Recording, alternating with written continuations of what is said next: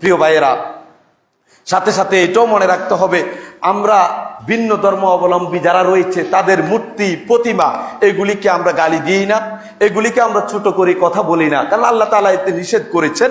সূরাতুল আনআমের 108 নম্বর আয়াতে আল্লাহ তাআলা বলেন, ওয়ালা তাসুব্বুল্লাযীনা ইয়াদউনা মিন দুনিল্লাহ, যারা আল্লাহ ছাড়া অন্য কাউকে ইবাদত করে ডাকে তোমরা তাদেরকে গালি দিও না।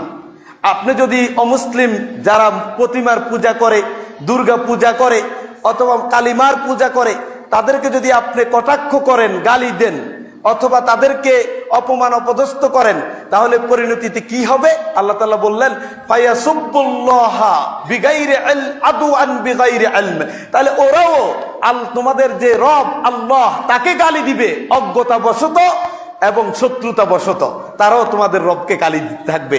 সুতরাং আসুন তারা তাদের ধর্ম পালন করবে, আমরা আমাদের পক্ষ থেকে শান্তি সম্প্রীতি যাতে বজায় থাকে সেজন্য আমরা চেষ্টা করব। আমরা তাদের প্রতিমা পূজা এগুলিকে যেমন গালি দিব না, যারা এই ধর্ম বিশ্বাস লালন করে তাদেরকে কটাক্ষ করব না। হ্যাঁ, আমরা তাদেরকে দাওয়াত দিতে পারি, আসুন কল্যাণকর ধর্ম, মানবতার ধর্ম, শান্তির ধর্ম ইসলাম, এদিকে আপনি আসুন, আপনার জীবনকে শানিত করুন, ইহকালে আপনি শান্তিময় জীবন পাবেন, পরকালে অনাবিল সুখ শান্তি সমৃদ্ধির সাথে আপনি থাকতে পারবেন। আপনি দাওয়াত দেন, আপনি সুন্দরভাবে তাদেরকে আহ্বান করেন। তাদের প্রতিমা তাদেরকে উপমান এবং অপদস্থ করতে আল্লাহ তাআলা নিষেধ করেছেন।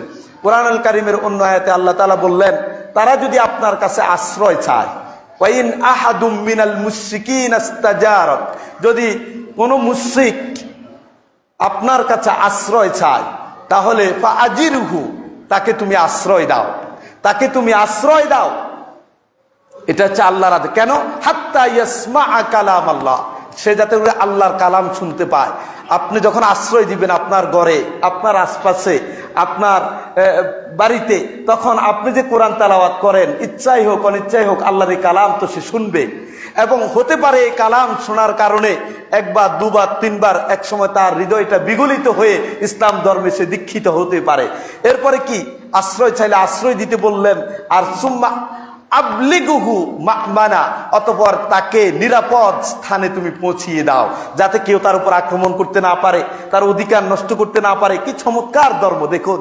অথচ বলে আমরা নাকি উগ্রবাদ বিশ্বাস করি, আমরা সেই তাদের প্রতিমা, তাদের দুর্গা কালিমা এবং সেই মন্দিরে হামলা করি। এগুলি টোটাল দুই একটা যা হয় এগুলি বিচ্ছিন্ন এবং রাজনৈতিক, এটাকে আপনাকে মনে রাখতে হবে। সেগুলিকেও আমরা বিশ্বাস করি না। আল্লাহ তাআলা আমাদের সবাইকে বুঝে শুনে আমল করার তৌফিক দান করুন।